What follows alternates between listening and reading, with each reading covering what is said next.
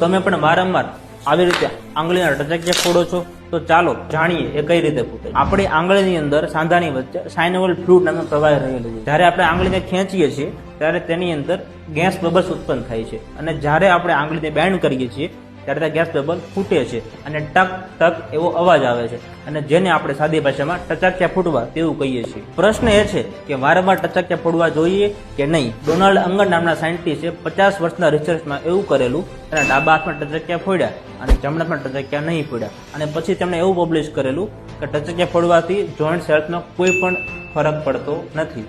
અને આ વાત માટે તેમને 2009માં નોબેલ પ્રાઇઝ પણ મળેલો છે. અને આવી જ ઇન્ટરેસ્ટિંગ ઇન્ફોર્મેશન માટે અમારા પેજને ફોલો કરી દેજો.